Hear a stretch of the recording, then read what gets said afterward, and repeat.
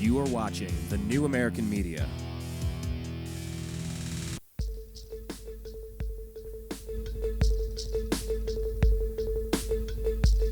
Live from the Milky Way galaxy, the solar system, planet Earth, North America, California, Los Angeles, to be specific. Hello, everybody. Welcome to another episode of Agree to Disagree here on the newamericanmedia.com. I am going to be your host for today, Brian Engelman. Thank you for joining us. Certainly appreciate it, and we would appreciate it if you followed us on Twitter. We're at American_media_. We'd appreciate it if you searched for us on Facebook. Search The New American Media and like our page so that you can engage. And check out our YouTube channel, youtube.com/The New American Media. We have about 2 years of archived content on there. Some really cool stuff, as well as our homepage, thenewamericanmedia.com. Lots of interesting interviews and radio show archives and whatnot. So make sure that you engage with us. We do radio shows every now and then, and in between, there's a lot of stuff going out on Facebook, a ton of stuff going out on Twitter, and we hope that you will engage with us over there. We are joined today on Agree to Disagree. We are joined on the program today with a guy that I do a radio show with on Mondays. You can find him on freedomizerradio.com. He is the Monday, Wednesday, Thursday host from noon to 1:30 p.m. Pacific. His name is Blake, the Eccentric Walley. Blake, good to have you with us again today, sir. How you feeling? How you doing? I am doing excellent, Brian. How are you? Living the dream. No surprise here. Every day is another day in paradise, Blake. It's a lovely day out here in Region 9, FEMA Region 9. It's actually, I don't know what the weather's like in L.A., but it's been in the actually hitting the 80s up here in Vegas. You know what? Here, you just gave me an idea. Check this out. Live from FEMA Region 9, this is Brian Engelman on Agree to Disagree. Okay. Yeah, you're on the west end of FEMA Region 9 there. I'm representing the east side. Representing the east side, FEMA Region 9. Yeah, I could imagine the postcards that we'll get when we're rounded up and shipped off like the Japanese during World War II to internment camps, completely unconstitutional, ridiculous, horrible atrocities committed by the U.S. government. Oh, you look Japanese? Guess what? We're taking you away. Why? Because we said so. Here's an internment camp. There's actually a really good song about that. When I say good song, it's a horrible subject matter, of course, but it's a song called Kenji, Kenji. You know what? You just kind of gave me an idea here. You just gave me an idea. Well, this is a song. This is Linkin Park, and I don't know if you. Well, actually, it's Fort Minor. Let me just play a second of this, if you can make out some of the lyrics here, because it's an important topic. Check this out, because he's of Japanese descent. Came from Japan in 1905. He was 15 when he immigrated from Japan. He worked until he was able to actually build a store. Let me tell you a story in the form of a dream. I don't know why I have to tell it, but I know what it means. Close your eyes, just picture the scene as I paint it for you. It was World War II when this man named Kenji woke up. Ken was not a soldier.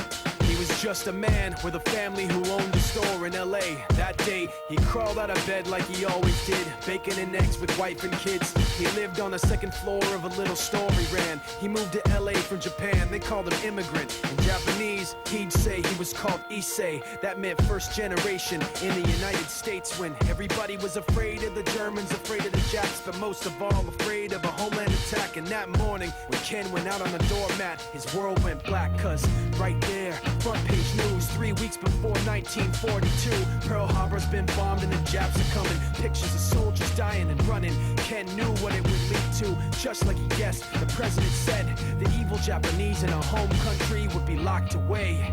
They gave Ken a couple of days to get his whole life packed in 2 bags. Just 2 bags, couldn't even pack his clothes. Some folks didn't even have a suitcase to pack anything in, so 2 trash bags is all they gave them. And when the kids asked Mom, where are we going? Nobody even knew what to say to them. Ken didn't want to lie. He said the U.S. is looking for spies, so we have to live in a place called Manzanar, where a lot of Japanese people are. Stop it, don't look at the gunmen. You don't want to get the soldiers wondering if you're gonna run or not, because if you run then you might get shot. Other than that, try not to think about it. Try not to worry about it being so crowded. The Someday we'll get out. Someday. As soon as war broke out, the FBI came and they just come to the house and you have to come. All the Japanese have to go. They took Mr. Need and people couldn't understand why they had to take him because he's just innocent laborer. I'm going to finish this song up because it is important. We talk about FEMA Region 9. We make jokes about it, and some people freak out about it. But this happened in this country before. I'm broadcasting from Los Angeles where this story takes place. This is a real story. This really happened, rounding up Japanese and going to Manzanar because you had certain hair color, your eyes were slanted a certain way, you were of certain descent, you had Japanese family members, and you might be a spy. So you're just all going to get grabbed up, and you're all just going to get taken away because, it's too risky. It's so risky, Blake. Look, it's in the interest of national security. This is a national emergency. We have to do something. This is something people don't understand that it's happened here. I mean, I don't know. What do you have to say? If you don't know your history, you're doomed to repeat it. Possibly. But then we can tie that into the whole Department of Homeland Security shopping spree lately, so...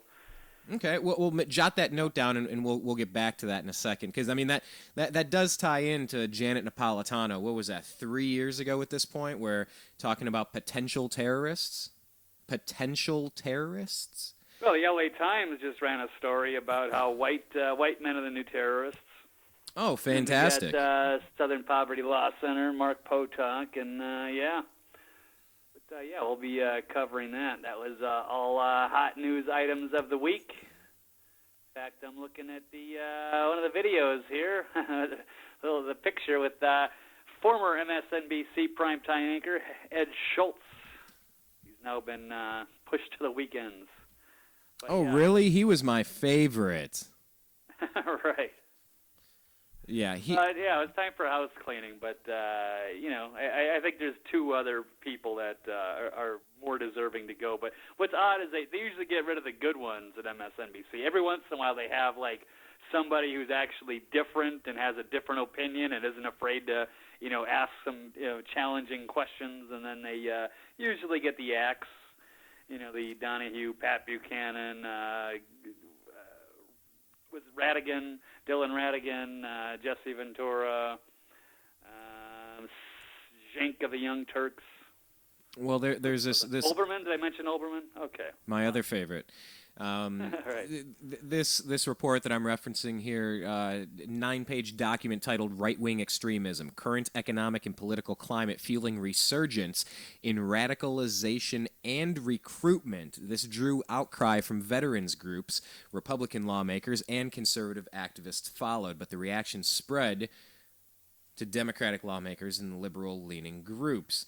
Let me make sure that we have this here, because what she's talking about is right-wing extremism, the report said in a footnote on page 2, goes beyond religious and racial hate groups and extends to, quote, those that are mainly anti-government, rejecting federal authority in favor of state or local authority. Oh, okay, so if you actually read the 10th Amendment to our United States Constitution that says any powers not specifically delegated to the federal government shall therefore be reserved for the states and local governments and municipalities to handle. I'm paraphrasing a little bit. So if you're okay with reading our own 10th Amendment, you might be a right-wing extremist. That's what they're saying. They're saying if rejecting federal authority in favor of state or local authority, or rejecting government authority entirely. It may include groups and individuals that are dedicated to a single issue, such as opposition to abortion or immigration, said the report, which also listed gun owners and veterans of the Iraq and Afghanistan wars as potential risks. So, if you've served your country valiantly serving in Afghanistan or Iraq, you might be a potential terrorist now. Why? Oh, I don't know. Maybe you saw a little bit too much over there. Oh, I don't know. Maybe you're a little too trained. Oh, I don't know. Maybe you smell that these wars that we're perpetually in, just like in George Orwell's 1984, and you don't know when they're going to end, when they're going to stop. Wait, we've always been at war with Eurasia. Or is it East Asia? Either way, it's war, and we need division to wage it. says the song that I play on the pregame show all the time. But that's what they're saying. So also, if you've read the 10th Amendment and agree with how it's written, you might be a terrorist, saying that if it's not specifically delegated to the federal government, everything else is a state issue.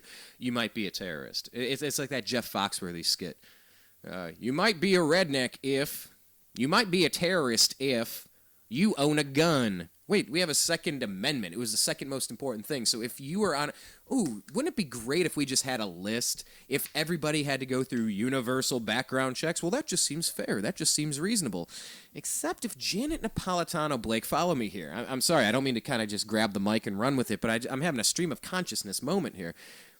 So... Go for it. Well, I mean, I'm just thinking about this. So if you have Janet Napolitano in charge of Department of Homeland Security, saying that if you have a gun, you might be a potential terrorist, despite the fact it's the second most important thing in our Constitution that everybody should have the right, and it shall not be infringed, period. Wouldn't it be great if you could get a universal background check and you can get the names and addresses of everybody that has a gun? So maybe one day, what happened in Manzanar? Here, let me just get back to Fort Minor, Kenji. We'll play this out. It's about another minute and a half. Now they're in a town with soldiers surrounding them. Every day, every night, look down at them. From watchtowers up on the wall, Ken couldn't really hate them at all. They were just doing the job, and he wasn't gonna make any problems. He had a little garden, vegetables and fruits that he gave to the troops in a basket his wife made. But in the back of his mind, he wanted his family's life saved. Prisoners of war in their own damn country, what for? The time passed in the prison town. He wondered if he'd live it down if and when they were free. The only way out was joining the army. And supposedly, some men went out for the army, signed on, and ended up flying to Japan with a bomb. That 15-kiloton blast put an end to the war pretty fast. 2 cities were blown to bits. The end of the war came quick, and Ken got out big hopes of a normal life with his kids and his wife. But then they got back to their home, and what they saw made him feel so alone. These people had trashed every room, smashed in the windows and bashed in the doors, written on the walls and the floor, Japs not welcome anymore. And Kenji dropped both of his bags at his sides and just stood outside. He looked at his wife without words to say. She looked back at him, wiping tears away, and said, someday we'll be okay, someday. Now the names have been changed, but the story's true. My family was locked up back in 42. My family was there where it was dark and damp, and they called it an internment camp. When we first got back from camp, it was pretty bad. I remember my husband said, we're going to stay till last. Then my husband died before they closed the camp. So could it happen again, Blake? What do you think?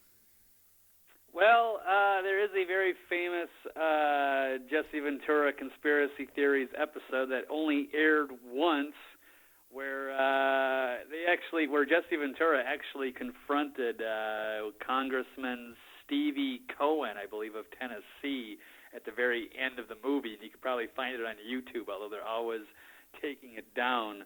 But he confronts him on the FEMA camps, and really, it's pretty telling that it became pretty obvious that there's something to hide they don't want the people to know about. There is something going on, and if you don't believe me, the easiest way to look up right now, try to look up 1.6 billion rounds of ammunition, look up Department of Homeland Security, look up 2,700 MRAP tanks. Stands for? What's that stand for? Stands for Mine Resistant Ambush Protected Vehicle. But we can't have an AK or an AR. You know, they can have all these horrible weapons of death, but we can't. Well, if they can't get our ARs, then I guess they got to have these tanks just so they can always have a superior firepower. I have no idea, but they're not answering anything, and of course they're buying all the targets from Minneapolis, the no hesitation targets of women and children and old people. Basically, anybody in your family that might be, holding a gun is now a threat. Yeah, and you know what this looks like? This looks like if orders are ever given to go into American homes to seize American weapons, the grandfather would have his shotgun, and you got no hesitation. So what? It's a grandfather. There's his comfortable Archie Bunker rocking chair. There's this picture of his family on the wall. Shoot him. No, you've invaded his home, but you need to shoot him. No hesitation. Woman pushing a stroller, pregnant woman pushing a stroller with a gun. No, you got to shoot her too. No hesitation. We give you the orders to turn on the American people. Do it. No hesitation. That is how disgusting these targets are. And we've covered this on previous shows, and and I just had a really good conversation with my buddy off air right before we had this show. His name's Dave. Hey, Dave. But we were talking about all this, and we got into a lot of these same issues. And I told him, I said, look, man, it's not one thing. It's not 10 things I'm talking about. This isn't just 6 stories I'm cherry picking to like blow out of proportion and go down the rabbit hole, go down, into crazy land for a while. Tinfoil hats and black helicopters. You guys are nuts. No, we're talking hundreds and hundreds of connected dots here. Not just Democrat. This is Republican. This goes back to Bush and Cheney and Rumsfeld. This goes back to Clinton. It goes back further than that. It goes back to the Federal Reserve in 1913. It goes back to World War I and Woodrow Wilson. It goes back. It goes back in perpetuity. That there are people that want to control and dominate and live like kings, and they don't give a damn if anyone else suffers. And there's no reason why some psychopathic people, at whatever levels they might happen to be at, wouldn't mind rounding up thousands of people, tens of thousands of people, hundreds of thousands of people into different FEMA regions. I don't know, if you might have served your country honorably in Iraq or Afghanistan, or if you have a gun, or if you read the 10th Amendment, and you would kind of like to see that enforced because you think our society would run a little bit better if it was. But, it's like I told my buddy Dave, I just said, look, man, it's not one thing. It's a few hundred different connect the dots things. It's almost like, Blake, you remember those pictures where it's just all gobbledygook? They were really big in the mid-'90s. And then you step back a little bit and you like cross your eyes, or you let your eyelids droop down and you go, oh, it's a sailboat. Like the hidden picture? Yeah, they just had one. Which actually is funny because it ties together with that MRAP thing. Because I was watching, one of my favorite shows was on this week, Top Gear on the History Channel. And their mission for the week was to make the ultimate vehicle for the apocalypse. Wow. So what they ended up, just to tie this at the very beginning, they actually pull out that MRAP, that tank I was just talking about, that the Department of Homeland Security bought. And they describe it, that they're driving it around, they describe it as, this is what you need when the apocalypse happens. But since the thing cost $750,000, they decided that it was an impractical thing to use. It's impractical to own something like that. So what they decided, the challenge of the show was to try to take a common car and make it into, some sort of apocalyptic machine. And so they actually, one of the goofy guys on the show, they had a Toyota Camry that they had to make into a killer vehicle for the apocalypse. And he put one of those paint jobs on the car, like you were just describing. I forget what they called it, but it's like that kind of a illusion type of thing. And it was a dumb idea. It sounds weird, but if you guys want to check out that show, I highly recommend it. But yeah, they gave the paint job just to like try to throw people off. But yes. Anyway, it all ties together in an odd way, even though it's hard to describe because the one guy is such a goofball. No, I understand. It's a way for maximum coverage, maximum camouflageability. I'm making up words Exactly. Now. It was a camouflage thing, and then they put like electrical fence around the car to give it defense mechanisms and stuff like that. It was pretty funny. Well, let me just wrap this up. Like you said, everything's connected. Let me get back to Fort Minor and Kenji. The song is Kenji, Kenji. The band is called Fort Minor. It's the dude from Linkin Park. Check it out. Go buy that song. I'm using this song as fair use provision. Well, no, I mean we're promoting the hell out of it, hoping that you buy it because the lyrics. A lot of people want to quote Plato, saying that indifference to public affairs is a sanction to being ruled by inferior men. That's great. That's a great quote. I use it all the time. I said that to David when I talked with him a little bit ago. But there's a lot of great poetry and wisdom coming from music. And this Fort Minor song, Kenji, it'll bring a tear to your eye thinking, man, could something like that really happen here? It already has happened. Could it happen again? Of course it could happen again. Of course it could. Why do we do this show, Blake? It's because we don't want bad things to happen. Because when we hear stories about this dude's family getting rounded up into the Manzanar internment camps in Los Angeles back in 42, it makes you sick to your stomach and go, really, our government would do that? Really? That's why we do this. I don't know. So go buy that. Fort Minor, Kenji. It's a great song. And just trying to call to light some of the great lyricists of our day, because you'll find a lot of them in music. But anyway, I digress, and thank you for taking me off on that completely random tangent to start our show today. But it just sometimes it gets you thinking, and some days you want to say stuff. And when that song popped into my mind, I said, I just want to share this with everybody because it's really timely. Because, like you said, if you don't learn from history, you're bound to repeat it. So I got a few other things pulled up here. I think today's show is going to be a little bit more abbreviated, despite that ridiculously long intro. By the way, I want to remind everybody we're talking with Blake the Eccentric Walley. You can find him every Monday, Wednesday, Thursday on freedomizerradio.com from noon to 1:30 p.m. Pacific. He's on Twitter at Eccentric99, and his homepage is eccentricperspective.com. Blake, this is kind of our top news story extravaganza, bonanza, buffet, fiesta, siesta, what have you, kind of agree to disagree program. So I know you've pulled up a couple of interesting stories that you've located over the past few days, and which one would you say is the most interesting that you'd like to share with us now? Wow. Well, there's been some interesting stories for this week. That's absolutely, without a doubt. And there was some interesting ones today. Actually, there's about, I'd say at least 3, if not 4. One that kind of ties from yesterday. But just one, actually, if we want to backtrack just a little bit, I hadn't seen this one. I don't think, somehow it kind of fell under the radar. I didn't see it anywhere. I saw it on David Icke today. It was Israeli security forces spray raw sewage at Palestinian homes, and it has a video.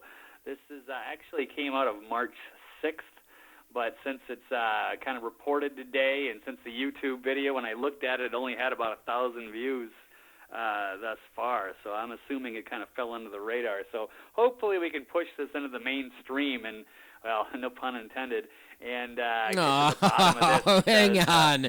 You just made a mainstream joke about spraying raw sewage. Okay, that is rich. That is classic. Blake, kudos. That was horrifically hilarious. But thank you. Okay, so the story, and I watched. It's like a 2-minute video, and there's a. Yeah. Hang on, here I have it. MiddleEastMonitor.com. Yeah, this will do you no good, other than to hear that things are being sprayed. Here we go. Oh, gunshots. Here, listen to the spray. So it's just this big truck spraying things, really haphazardly all over these buildings, just onto some walls, onto some windows.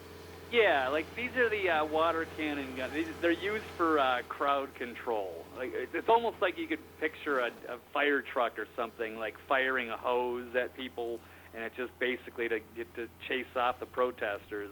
But apparently they decided to take it a step further. I guess they decided that tear gas just wasn't enough, and the regular water cannon wasn't enough, and they really wanted to show the Palestinians who the boss was. So they apparently loaded these things up with some human waste. I'll leave it at that. It's not, completely. I don't want to just try to describe it, but yeah. No, I mean this is a all over. No matter how you look at it, this is a pretty crappy story. Yeah, good one. Sorry, I can't compete with mainstream. I think you win. No matter what I say, you win with mainstream. No, and I'm watching this, and they're just kind of like blasting. Now this is a cut to another place, and they're spraying up to like 2nd or 3rd floor apartment buildings. I mean, it's very haphazard. It's just shooting it all over and across the street and all the way up in the air. It gets worse. I mean, that's a powerful jet, and it actually was, according to this article, it was breaking windows. So imagine like, I thought you were gonna broken with the water pressure, and then just having pee splattered all over your furniture. Blake, I thought you were gonna say it's breaking wind. O's. O's, like a comma, ...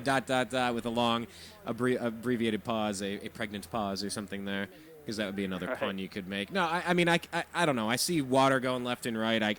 I can't tell that it's sewage. It looks water, but when you get towards like the middle of the video, then you can see it definitely has a darker color. And I don't want to speculate what it is, but it's not water. Well, you did just speculate what it was. Look, I'm not saying. I'm just saying. Hey. Yeah, it doesn't look good, and why they would do that is beyond me. But I guess if they think they can get away with it, then why not? But hopefully, this story gets some attention because that's just not. I mean, could you imagine if we did that here? I mean, there's protests and stuff going around. But I mean, let's just say, because you're in L.A., like think about the L.A. riots or something. Let's say there was a riot going on. You brought the water cannon trucks out for crowd control. But could you imagine them, filling them with, human waste and spraying people's buildings and apartment buildings and houses with that stuff? I mean, that's taking it a level farther than it needs to go. Well, we've done a lot of shows, and every time we get into the Israeli-Palestinian thing, we know you're more pro-Palestinian than pro-Israel. I don't know what to. You don't know what to make of it either. Let me be fair. I think Netanyahu is a monster. That's what I'll say. You do. Yeah. And we've had our back and forth. Do some terrible things, and a lot of times America takes the position that Israel can do no wrong, and that's just not true. We just need to be more, honest about what's going on. Well, and on this site that we're looking at, it's the Middle East Monitor. Some of the articles: Israeli appetite for U.S. welfare funds. Another article: Hugo Chavez and the Palestinian resistance. And then their main story up at the top: Israeli occupation prevents female students from entering Al-Aqsa. So, I mean, this is a very anti-Israeli, pro-Palestinian site, and you always have to consider the source. And at this point, you and I have said this before. There's so much information and disinformation coming out of Israel and with Palestine and all this stuff. It's really hard to make sense of damn near any of it because it's all propaganda. It's all just trying to drum up amplify the drums of war, if you will. And it's so tiring. Guys, grow up. Right. Stop it. Just draw a line in the sand. Just shake hands and walk. You don't need to love each other. Just stop killing each other. Enough of this crap. I don't know what it's going to take for it to stop, but it's not like you and me, Blake, we're going to solve the Israeli-Palestinian conflict. Unless we can. Well, you never know. We should try to save the world. Early in the year, it's only the Ides of March. Oh my gosh, this is the Ides of March. Nice. I was quoting it earlier in the week, and I totally forgot that that's what today is, March 15th. Beware the Ides of March. But yeah, maybe that's what's going on here. Maybe it's not. And check it out. It's at MiddleEastMonitor.com. So that is that. It's on my Twitter feed, Eccentric99. Say that again. That's Eccentric99? Eccentric99. Hold on. Eccentric99, you say? At Eccentric99? Where can I find that? Is this on the Twitterverse? On the Twitterverse at Eccentric99? Yes, sir. Yes, sirree. Okay, so you can go check out the video on Blake's Twitter feed at Eccentric99, I think is where that's at. All right, so what else do you have? Here's an interesting one out of the Daily Caller today. Obama couldn't eat at Hill meeting without a food taster. Wow, here we go. So out of Washington, following President Obama's lunch meeting with Senate Republicans on Capitol Hill, Maine Republican Senator Susan Collins described the food served and said the president was not able to eat since his taster was not present. So at the University of Maine recipe for healthy lobster salad, I pointed that out to the president in keeping with the First Lady's initiatives and Fox Family potato chips made in Aroostook County, where I'm from, and wild blueberry pie full of antioxidants. See, this was a healthy lunch as well. We did have a little ice cream on the pie, too, also made in Maine, Gifford's Ice Cream. So in all seriousness, this was well received, Collins told reporters. But unfortunately, the president can't, said Collins when asked if Obama ate at the lunch meeting. He looked longingly at it, Collins continued. He honestly did look longingly at it, but apparently he had... He looked longingly at it. Oh, Lord. Imagine having all that food, like a fresh Maine lobster salad and blueberry pie and some fresh potato chips, and you're going to sit there and look at it. Was the chef somebody? Was the chef somebody who had a Ron Paul bumper sticker, or had talked about the 10th Amendment, or was a returning veteran from Afghanistan, or owned a gun? Was there a reason to be suspicious of the chef? It was a Maine Republican senator, I guess. I have no. It sounds ridiculous. And here, I can finish this up because it's a very short little blurb here. But so he honestly did look longingly at it, but apparently he has to have. Yeah. I gotta laugh, man. It's hilarious. I can imagine being there. I could see him kind of like a Labrador Retriever, being real nice. Kind of, come on, can I have some? Can I have some? Can I have some? And then the jaw kind of opens, and then the tongue comes. And he's so worried that he's going to get poisoned. I mean, come on. So, but anyway, so apparently he has to have a taster, and she goes, and I pointed out to him that we were all tasters for him, that if the food had been poisoned, all of us would have keeled over. But he did look longingly at it, and he remarked that we have far better food than the Democrats do. And I said that was because I was hosting. So, yeah, Republican senator invites Obama for lunch, I guess. They serve the food, and everyone's eating it except him because he didn't bring his taster with him. Or could it be that Obama's actually reptilian and he prefers mice and rodents, and he just didn't? Does anyone ever see him eating in public? V? What? Wait, like the movie what? V. Oh, I've only been watching the television show V. Yeah, they didn't. Yeah, they made two miniseries. One was in the early '80s, and one was from a few years ago. But yeah, I think in the old one they showed them eating rats or something. No, I'm just kind of kidding because you mentioned David Icke earlier, and that's one of his things. Is that everybody's a reptilian shapeshifter in the English throne and presidents, and they're all reptilian shapeshifters in the Bush family. Well, yeah, I think he said a couple of them were George Bush Sr. or something. I don't know. It gets to pretty weird stuff. But David Icke is an all-around decent guy, though. Interesting fellow. So this is Grub Street, New York. It looks like NewYorkMag.com. So you want to be a professional food taster. This is from this is from 2 years ago. Maybe you've always dreamed of being New York Magazine's restaurant critic, but Adam Platt ain't giving up his goblet anytime soon, so how can you get paid for eating and sitting around talking about it? MMR Research, a food and beverage market research firm, is looking for part-time food tasters to participate in a panel that helps major brands hone their products. That's right. You can help invent the next Reese's Minis.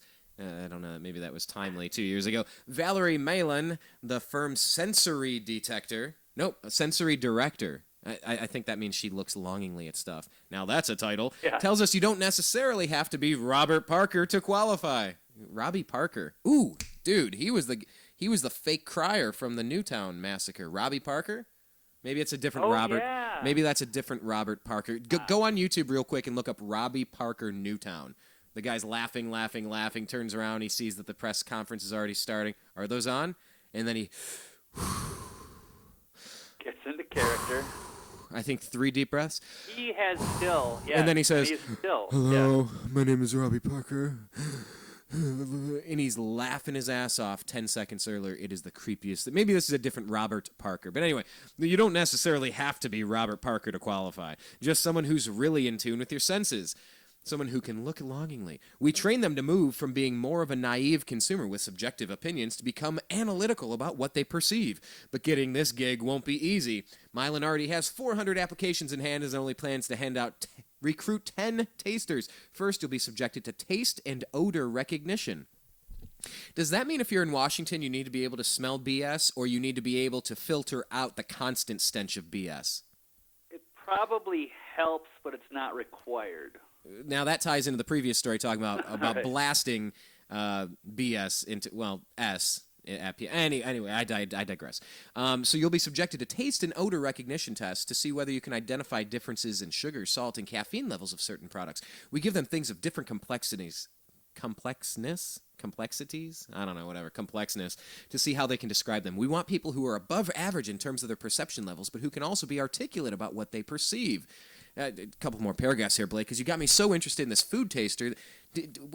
Food taster. Food. Now, has every president had a food taster, do you think? That brings up an interesting idea. Yeah, I have no idea. I mean, that's something I've heard about for like when you're just talking about the throne of England. Right. Yeah, I think old castles, royal families. Yeah, you never know how people can get in there and poison people. In Monty Python skits or something, or Rowan Atkinson, where he's like, and I'm the king, and I eat the food, and blah, I've been poisoned, and Right. So this is a real thing. I mean, because I know that when they travel to foreign countries, they have their own people. They actually fly in with their own food. And their own team of people inspects all of their own food and tastes their own food when they go in foreign countries, so that a foreign dignitary can't have somebody in the kitchen poisoning them, I guess.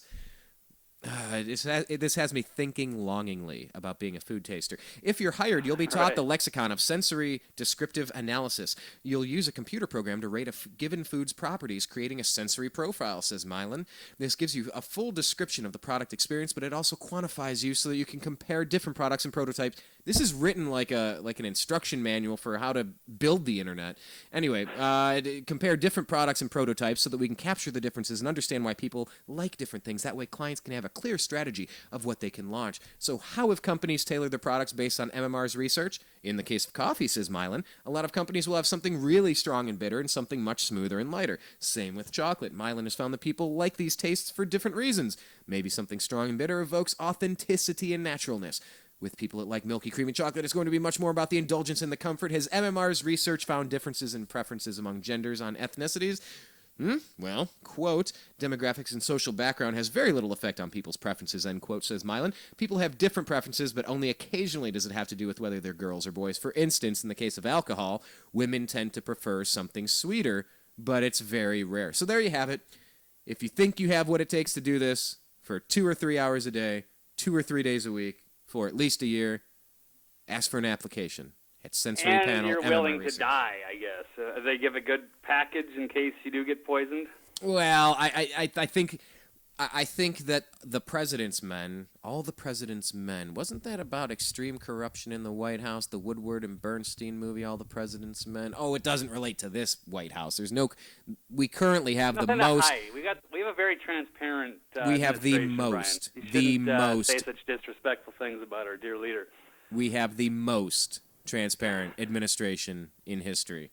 Manzanar would never occur under this guy's watch, despite the fact they can't answer whether they think drones can kill U.S. citizens on U.S. soil without a 13-hour filibuster, but I digress. But what I'm thinking is, Blake, is that the President's Men would choose from people like MMR's top echelon of professional food tasters. So if you can make it to one of these groups, then you might be on the short list of food tasters. I can't imagine food tasters a really huge job. I mean, I guess they're Nestle and Kellogg. I mean, think of all these Procter & Gamble, all these big companies. I mean, they all need to have food testers, but it's usually not on my radar. But I think if you can make it in here at MMR, it's a different type because you're basically a guinea pig. You might die every time you eat food because you're testing it to see if a world leader might get poisoned, and you're going to die. So you're putting yourself at risk. So that's a totally different dimension than just somebody who works at a little food company. But what if it's slow acting? I mean, I wouldn't put in and I said once again, I said this to my buddy Dave in my previous conversation. I said, I think I'm hardwired to be a bad guy. Let me explain. There's a comma to this. There's a second part to this. I think I'm hardwired to be a bad guy because if I were a bad dude that wanted to do bad things, I always think about what the bad guys would probably be doing. I guess that makes me empathetic. Not empathetic. That's not really the right word. I think I can get inside the minds of a criminal, like a good investigator on a police force. I can understand how they're hardwired for criminality. If I were trying to poison a dignitary, if there were a bad guy trying to poison a dignitary, wouldn't that bad guy want a slow-acting poison that wouldn't affect the taste tester in the beginning? And it's more of a slow release, a longer-term poison that'll get you in 8 hours once they get time to escape? You would think that something would already happen by now. It's an interesting point, though, but I don't know if there's any historical cases of that. Are there any such a thing? Do you think Usually, there I are think any? pretty active within a half an hour or so, like any kind of drug would. It would hit you within a half an hour. There could be some way to disguise it or keep it in a. You're thinking like some of those, like if you take liquid gel caps and they don't dissolve in your stomach for a few hours. But I think the stomach would just burn away everything so quickly that it would immediately get into your system within a half an hour. So I don't know if that's possible, Brian. But it is an interesting point. Well, you said if there have been any historical examples. Do you think there have ever been any hysterical examples? I don't know if somebody being poisoned with cyanide would be very hysterical, but you never know. Maybe, like you said, Monty Python. Maybe in some of the spoofs. I remember John Oliver, in fact, had a little sketch on a Dimitri Martin show. Oh, I love the Dimitri Martin show. That was awesome. I can't believe they canceled it. I didn't know that. Oh, it's been out for a couple of years. Here, let me give you a second or two of this if we're talking hysterical examples. Bear with me here later. Look up Rowan Atkinson, Rowan Atkinson, King. Watch this stuff. If you don't laugh, you have no soul. You know what? I think I'm going to tweet this out. I'm going to tweet this out. Well, wait. Check out the important things with Dimitri Martin, the Royal Food Taster, is on YouTube. That's a 1.5-minute one. Okay. These are real people. Real people? Real thing. I mean, it's a real thing that there are food tasters, but we didn't know that Obama had one and that he couldn't eat, even in the present. Like, somebody was going to poison him. And it's not like he went to some foreign country and it was some kind of a shady... last-minute spontaneous thing, and, that's something like that. But, I mean, it's ridiculous to think that you might be poisoned in the situation that he was in, and kind of shameful and embarrassing. When it's a good thing. A Daily Caller called him out on it. Hang on, you're saying that Republicans should be trusted to not poison him, though? I think it would be a little bit obvious if he got poisoned in Maine there, in a setting like that. Oh, okay, I got it. I got the important things with Dimitri Martin. Let's see if this translates. 1.5 minutes. All right. Hello, sire. Hello, food taster. Your dinner. Oh, here we go. Well, let's do it. Taste my food. No, thank you, sire. No, thank you, sire. Not for me. Here's the thing. You're my food taster. I'm going to have to put my foot down. Taste my food. All yours. No one likes a maverick. Taste my food. This reluctance to the basic tenet of your job. I'm fascinated. What's it about? Well, sire, your dinner has been poisoned. It's been poisoned? Yes. And who do you think poisoned it? I wonder. Let's have a guess. It was... No. Yeah. You poisoned the food? Yes. Food taster?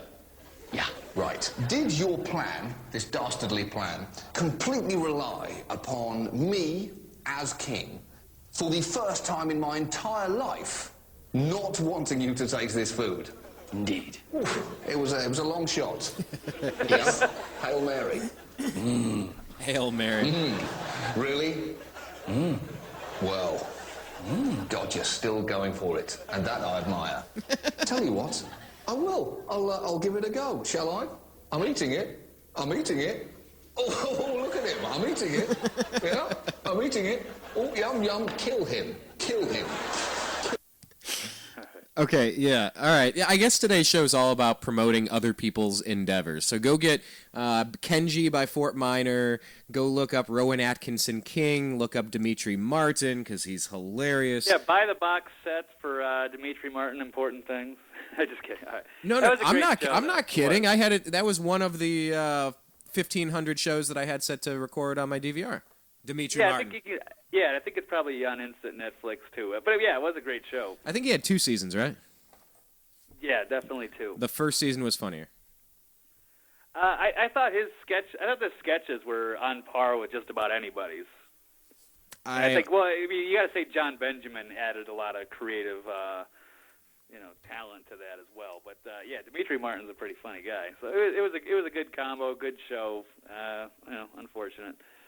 Anyway, turnover on Comedy Central. Let's move past food tasting from the royal family. I mean, our president, Did I just call him the royal family?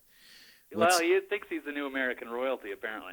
Hey, well, you know what? Here at the New American Media, we got something to say about the New American royalty. Not really. So anyway, other than food tasting, what else is on your plate? Get it? That's a good one, Brian. All right.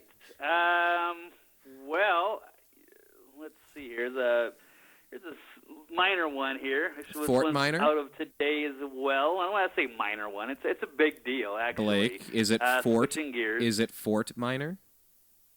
No. I don't know anything about Fort Minor. Yeah, that's Kenji. That's that song I promoted. Oh, yeah. Fort Right. Minor. I keep thinking Linkin Park. Linkin That's Park. a different band that he's Mike started. Shinoda. Yeah, Fort Minor. Okay. Fort Minor. Okay. Well, that's good that you played it because I haven't heard of that. I know Linkin Park. Dude, seriously, was that not a powerful song or what? I mean, Yeah. it's a powerful song. Oh, that could never happen here. Listen to this 3.5 minutes and tell me it couldn't happen here. Anyway, I've said my piece on that. Moving right along. All right. Fair enough. All right. Well, Here's a minor story. It's not even a minor story, but before I get into some of the other, I guess maybe compared to some of the other bigger ones, but I don't know. You know what? I don't think it is a minor story. First victim entrapped in New York under unconstitutional gun law. So I know they've changed things going on in New York. Really cracked down, like they needed to crack down on their gun laws, which were already pretty strict to begin with. But here we go. Benjamin Wassel of Silver Creek in upstate New York was arrested on Thursday and charged with violating the most restrictive gun law in America passed in the wake of the Sandy Hook massacre. Wassel was reportedly entrapped by a New York cop who told Wassel at one meeting that he had a prior felony conviction, the Associated Press reports today. So the Silver Creek man sold 2 semi-automatic rifles and 300 rounds of ammunition to the undercover officer. The sale is a felony under the recently enacted law, and Wassel faces up to 7 years in prison. Hang on. So how did the undercover guy buy this? Was this on the street corner out of a pickup truck at a gun shop? What was the sale? I think I missed that. Not really getting the details on that. So the frame up, let's see if I can find it. It doesn't really say where the deal went down. It's a pretty short article. It's Kurt Nemo out of InfoWars today. But the thing is that, so the guy admitted he was a felon, but he wasn't a felon. He was an undercover cop. So he's an undercover cop pretending to be a felon so he could buy a gun, so he could entrap. I mean, that's just blatant entrapment. So I don't know. It opens up a huge can of worms. So he didn't really sell it to a felon unless this cop is a former felon, and I don't know if that's possible. You can't be a cop if you're a felon. You can't be a. Here, let me just for the layperson out there, entrapment. In criminal law, entrapment is conduct by a law enforcement agent inducing a person to commit an offense that the person would otherwise have been unlikely to commit. In many jurisdictions, entrapment is a possible defense against criminal liability. Right. So I don't know. I think this guy gets a good lawyer and gets off on this. I don't know, unless I don't know if there's certain magazine sizes this thing or these weapons weren't allowed to. I'm not sure. But how can you call it a felony to sell to a felon if the person's not an actual felon? So it's pretty disgusting that they would sink to this level to arrest a guy, throw a guy away for 7 years. I mean, yeah, you could start making arguments about if he really was a felon and he just sold a rifle to a felon. You know, I don't know. I don't know how the whole private sales thing works. Let me ask this. But obviously, they've changed the laws up there in New York. Okay, let me think about this. Okay, say you're in college, or you go to a party. Let's forget college. Say you go to a party. Have you ever been to a party, Blake? Lots. Back in the day. Some people think they're fun, and there are good times to be had. Can be music, there can be drinks. According to that food testing site, that some females prefer sweeter drinks. I don't know about such things, but you and me having the history of making drinks and bartending, if it's fruity and it's got a little what am I looking for? Umbrella in the drink. It doesn't hurt the chances. Harry Buffalo can also be good. Anyway, we digress. Let's just imagine we're at a party. Audience, close your eyes, unless you're driving. And if you're driving, pull over, then close your eyes. I don't care if you're late. Pull over and close your eyes. You're at a party, and there's an attractive person. It doesn't need to be a guy, it doesn't need to be a girl, because maybe a guy is attracted to an attractive guy, maybe a girl's attracted to an attractive girl. So you're at a party and you see an attractive person that speaks to you and your animal instincts. And you get to talking and things are cool and hanging out and, one thing leads to another and you're hanging out inside of one of the back rooms. And you're going at it with this person. Ooh. Ooh. Wait. 50 Shades of Grey. All right, we're going. All right. Do I need to bring out the sound effects from last week? The dun dun dun. Right. I could do a Peter Griffin sound. Dun dun dun. Anyway, so you're going at it, and then aha! Door bursts open. Somebody comes swinging through on a rope with all their tactical gear and blasts through the window. AK-40s or what are they using? AR-15s. I don't even know what the paramilitary would be using at this point. But let's just say it's FEMA. No, it's Department of Homeland Security. No, let's just say it's child endangerment. I don't know. Whatever. They bust in and say, "Aha! You thought this person was underage." Maybe they said they were 17, or they didn't say. No, she was pretending to be underage, but she's actually 20. Okay, now I said she, so I'm just kind of saying that it's a girl in my story here. If the person's not actually underage, did you commit a crime if you were either not certain that this person was above age, or if this person had told you they were 17 and you went for it anyway, even though they're 20? You see what I'm saying here? I'm just trying to paint this. Well, it kind of reminds me of the party at the end of the movie Waiting, when Ryan Reynolds is with that little cute little hostess from Shenanigans or whatever, and she's 17, and he was really thinking of, he's basically told her that, he's going to wait, but to make sure that if anyone asks that they did definitely do it. Yeah, so I guess I can think of an example of that. But could you be in trouble by having having relations with somebody that you thought was underage if they were overage? If this person was pretending to be a felon, if they were pretending to be a felon, but they weren't a felon, but because you thought that they were a felon, then it means that it's. Here's a different example. Okay. I'm out here in Vegas, and as we know, everyone knows, there are a few, prostitutes in the town. What? And so, which are technically illegal, I know, but they're still around. Why? So never. So if a young prostitute tells a prospective client that she's only 17, and then they agree on a transaction, they make a deal, and then it turns out that, and what the cops come and sting and say, the vice cops say, no, that's illegal for a minor. But it turns out that the undercover cop pretending to be a prostitute is actually, let's say, 19, and she's perfectly legal. Then it does raise that concern if we want to stay in that analogy. How many months did it take you to clear this up in court, Blake? How many months did it take you to clear this up? Yeah, right. Wah, wah, wah. Nah, I'm just kidding. Okay, so anyway, every day people want to make gun laws more restrictive, more expensive, more confusing. And it's kind of what they refer to as a chilling effect. All these things have a chilling effect. If do you know how to define the phrase chilling effect, Blake? Yeah, well, that's exactly what I just talked about, that gun thing. You're basically trying to scare everybody, by making an example of somebody, I suppose. I mean, there's different ways of describing it, but in that example, yes, they're trying to scare all the gun owners nationwide that they're cracking down, and you better be careful. Well, not even that. I've had this phrase, and we're gonna have bumper stickers with the New American Media. They're gonna say, "Never do anything ever," because that's the only way you're gonna be okay. If you never do anything ever, you'll be fine. But the chilling effect in rap news media, Juice Media, Rap News 15, Big Brother is watching. They use this, Big Brother brings chilling effects, freezing our collective hopes. Something about the status quo. Anyway, but according to Wikipedia, chilling effect. In a legal context, a chilling effect is the inhibition or discouragement of the legitimate exercise of a constitutional right by the threat of legal sanction.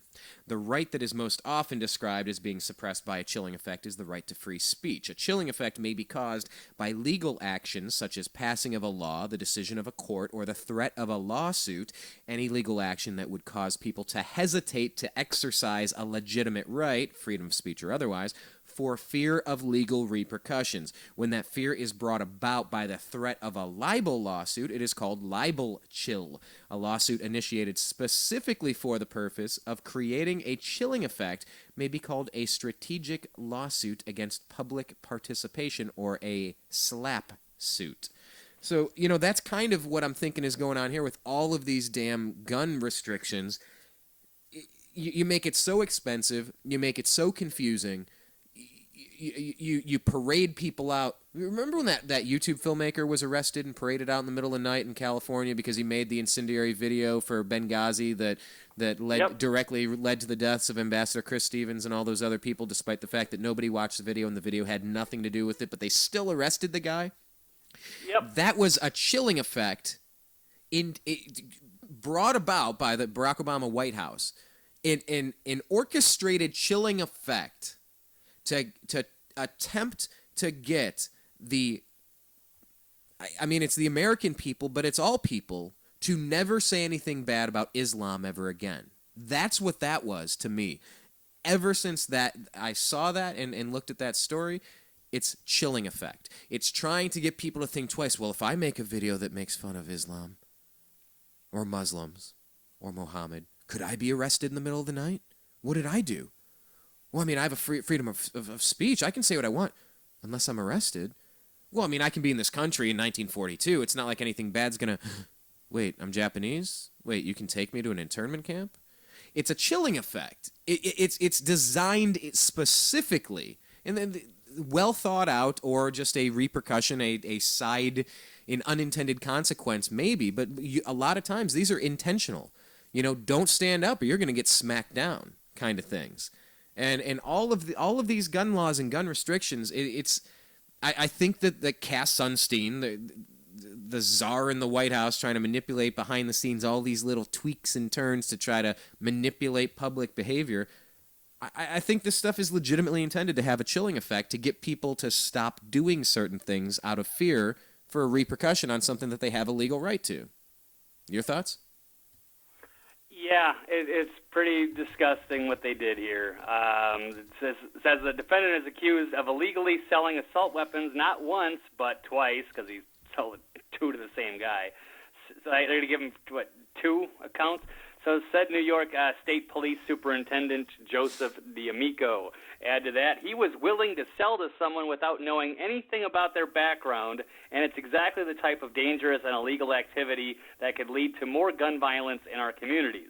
Once again, our partnership with the Attorney General's office has resulted in taking a dangerous criminal off the streets. Well, let me say, that's New York. Well, let me say though that if gun transactions are being made like that, yes, then the government can't get in to start snooping and build up their database of every single person that has a firearm.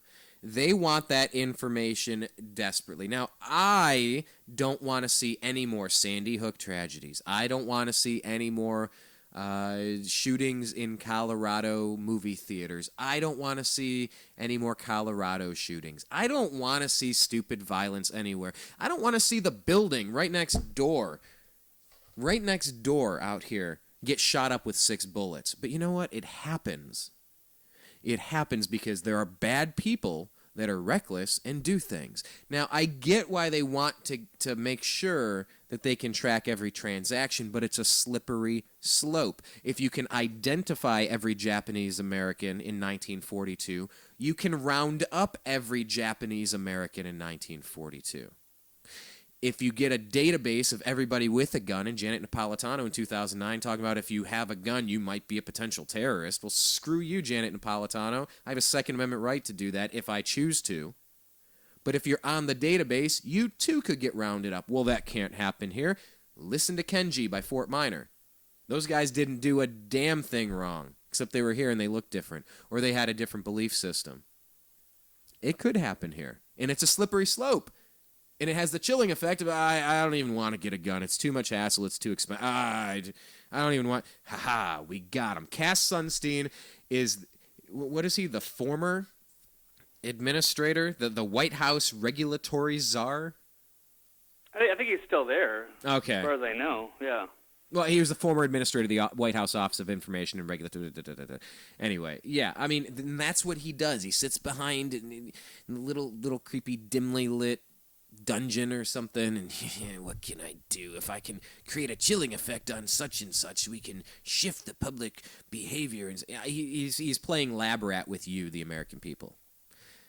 I'm not saying he's behind all these things specifically, but there are people that devote their entire lives to play lab rat with you.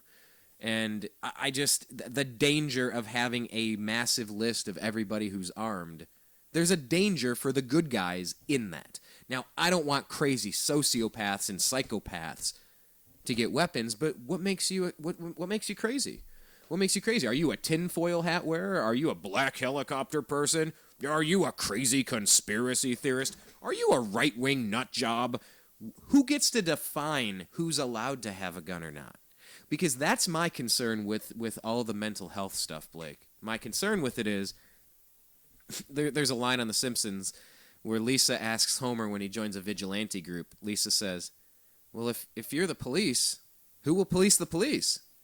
And Homer looks at her and says, oh, Coast Guard? And that's what it comes down to, is who is the judge, jury, and executioner of who's allowed to have your basic constitutionally protected Bill of Rights? Who says you're worthy to have it versus you're not worthy to have it? Do you have to jump through a hoop to prove that you get to have it? Or do you get flagged on the backside if you do something and you're prohibited from doing it? But how can you check if the bad guys are coming in unless you check all the good guys coming in? And when you check the good guys coming in, don't you build your database? And for me, there's an issue of privacy, the Fourth Amendment against illegal search and seizure. What do you have a right to put me on a database for? You don't. You don't need to know what I'm doing every hour of the day. Nobody does. My mom and dad don't need to know. You know, so, Blake, it is a slippery slope here. I mean, this is a simple story about guns, and it's like, well, yeah, he's selling on the street. He didn't get any information, and I get that. I understand what they're saying, and I don't want to see any more bad guys get guns or gangsters or, you know, any. Yeah, but how bad do they people. know what's even a gun or what the felony was for? It could have been for writing a phony check or something. You never know. Well, if it's for so, I mean, well, hold on, yeah. but that's exactly what the YouTube guy got arrested for. Did you know that? He was a multiple offender. He was a dirtbag, but he didn't deserve to get locked up for the video per se. Although it was a terrible video, and he deserves public ridicule. They basically put him away, so I guess they could try to blame put the evidence on him. But fortunately, the media that was interested in finding the truth found out that it was all a big setup, that there were no big protests, and it was not that the Benghazi attack had absolutely nothing to do with that YouTube video. Because that would have been the great story for them, as they could have just blamed it all on the YouTube video. Nobody would have found out about it. They would have buried the story, then put that guy behind bars and put all the blame on him, and then he wouldn't have been able to defend himself. Yeah, it works out well, unfortunately. But, he just happened to be, I don't know, what do you say? It's not really the wrong place at the wrong time. Just really bad circumstances that he got really unlucky, and he ended up getting caught. Well, so. I thought that he had a previous history with bad checks, but just to let you guys know, could have been something like that. Yeah, what we're talking about here in September of like 2 weeks later, September 28th, producer of anti-Islam film arrested, chilling effect, ordered held without bail. Nakula Basili Nakula, the man, you could arrest him for his silly name anyhow, but Nakula Basili Nakula, no offense to anyone named Nakula Basili Nakula, none intended. The man allegedly behind the inflammatory film Innocence of Muslims was ordered held without bail Thursday after being arrested in California of violating his probation. So no, says the regulatory czar. No, says the White House spokeshole. No, says the administration. No. It's got nothing to do with this YouTube video. Chilling effect. It's because... Oh, went even further, Brian. Yeah. It's because... Well, he engaged in a likely pattern of deception both to his probation officers and the court. The preliminary bail hearing began with the judge asking the defendant...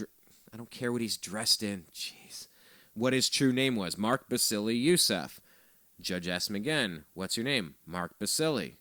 He said this time again, without spelling the name out, he used at least 17 false names, according to court documents, but is mostly referred to as Nakula. So if you, Blake, wait, you were saying it went further than that. Yeah, because they were even going to attack, they even tried to attack the First Amendment by using that video as an example. And even at the United Nations, and Ban Ki-moon from, it was a big deal. They were even saying, we got to start restricting like YouTube and what people say and this and that and what you can do and this and that. And it had nothing to do with the Benghazi attack. So, I mean, they were, it was a bad situation. Yeah, I do recall, who was it, Hillary talking about misusing the First Amendment? Was that the phrase? I don't remember. I remember Ban Ki-moon, one of the heads of the UN from Korea. Well, he was on record saying something about that, about how he appreciates the First Amendment, but, when it comes to the, mean YouTube videos and blah, blah, blah, but it was all in reference. So, yeah, not only were they going to frame him for something that he didn't do, he did a lot of things to be, maybe isolated for, but, but you were going to take that a step further and go after the First Amendment. Yeah, I don't know. Right. I'm trying to find it here because there was a specific quote about misusing the First Amendment, and I'm just trying to track it down, trying to see if I can find the. I'm trying to see if I can locate it, if I have the verbiage correctly, and I'm not sure that I can find it. Well, there's this. Ooh, maybe this is it. Anyway, you know what? Forget it. But I know there was talk about misusing the First Amendment. You know what? Hang on. I think it was in this press conference. I recall this scene. Video offers a rich... Stop it. I hate autoplay. Let me give this a second here, Blake. Why don't you cue up the next story that we're going to talk about while I see if this is what I'm looking for? Because world. American diplomats and civilians work tirelessly. Often they are away from their families. Sometimes they brave great danger. Yesterday, 4 of these extraordinary Americans were killed in an attack on our diplomatic post in Benghazi. Among those killed was our ambassador, Chris Stevens, as well as Foreign Service Officer Sean Smith. By the way, while he gets into the meat of this here, what was this all about? This was because someone made a video, right? And today, the 6 months later, is that the official story? Right. Okay. I don't know if they're still sticking with that story or not. Oh. The United States condemns in the strongest terms this course. Outrageous and shocking attack. Outrageous. We're working with the government of Libya to secure our diplomats.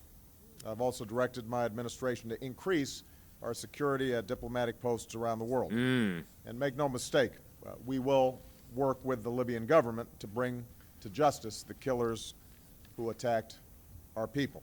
I think the story here is that he went to sleep early. He didn't get any updates. He didn't necessarily care. He was going off to your backyard of Las Vegas to party with Jay-Z and Beyonce for a fundraiser. Right. I think that's what was going on. And I got even a prequel for that. I found the Ban Ki-moon quote. Yeah, Ban Ki-moon, what is it? All right, United Nations Secretary General Ban Ki-moon said on Wednesday that the maker of an anti-Islam film that triggered violent protests across the Muslim world abused his right to freedom of expression by making the movie, which he called a disgraceful and shameful act.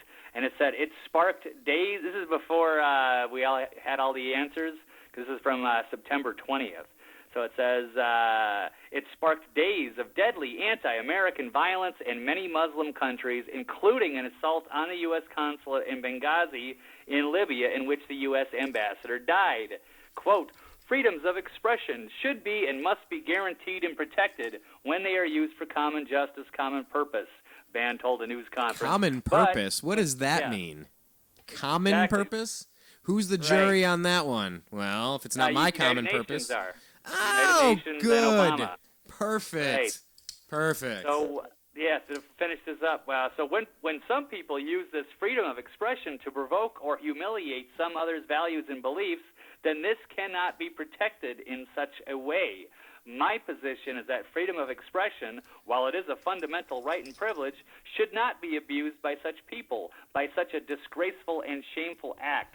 So it says a California man convicted of bank fraud was taken in for questioning. It was bank fraud, okay. Yep. And he said, yes, he has denied involvement in the film and has now gone into hiding. Well, that was September 20th, so. Yeah. International, the news. Okay. Right. All right. Okay. Okay, so if you're a stand-up comic, if you're a writer, if you do radio, hello, this is hitting a little close to home for me here. If you do radio, well, if it's not in the public interest, then chilling effect, chilling effect, chilling effect. I wonder if Mankind Moon thinks of our show. Maybe we should send him our YouTube video. You know, maybe we could do that. You can check out the YouTube video at youtube.com/thenewamericanmedia, of course. Let's see if we can get to this. The United States has been a nation that respects all faiths. Yes. We reject all efforts to denigrate the religious beliefs of others. Yes. But there is absolutely no justification to this type of senseless violence. None. True. The world must stand together to unequivocally reject these brutal acts. For the common good. Already, many Libyans have joined us in doing so, and this attack will not break the bonds between the United States and Libya. Libyan security personnel fought back against the attackers alongside Americans. You know, I think this is right. Okay, published September 12th, so this was like the original, here's the lie we're going with. Here's the story, see? Meh, got your story here. Hot off the press. Meh, read this. Read this one. Libyans helped some of our diplomats find safety, and they carried Ambassador Stevens' body to the hospital, where we tragically learned that he had died. It's especially tragic that Chris Stevens died in Benghazi because it is a city that he helped to save. At the height of the Libyan revolution, Chris led our diplomatic post in Benghazi. With characteristic skill, courage, and resolve, he built partnerships with Libyan revolutionaries and helped them as they planned to build a new Libya. When the Gaddafi regime came to an end, Chris was there to serve as our ambassador to the new Libya, and he worked tirelessly to support this young democracy, and I think both Secretary Clinton and I relied deeply on his knowledge of the situation on the ground there. And you know what, by the way, for the listener that really doesn't give a rat's ass about Benghazi, just bear with me. Just another, 2 minutes here or so, because this is a very important story for 100 different reasons, and if we don't talk about it, it will go away. And there is something very wrong about this. And it's not just you support Mitt Romney in the election. That's the only reason you're talking about Benghazi, trying to make the president look bad. This is a very weird story. And I would still love to know exactly what happened. He was.